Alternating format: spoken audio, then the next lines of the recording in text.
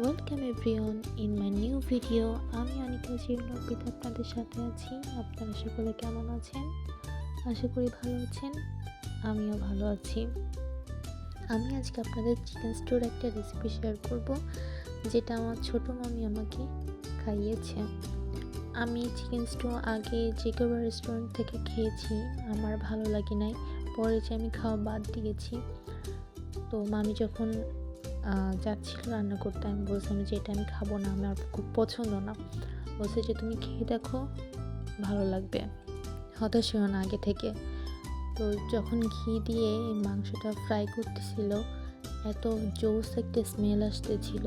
ওটা যদি তোমাদের স্মেলটা শুকানো যাইতো তাহলে তোমরা বুঝতে পারতে, কিন্তু ভিডিওতে তো স্মেল শুকানোর কোনো সুযোগ নাই। তোমরা বাসাতে ট্রাই করবা, তাহলে পেয়ে যাবা স্মেলটা আসলে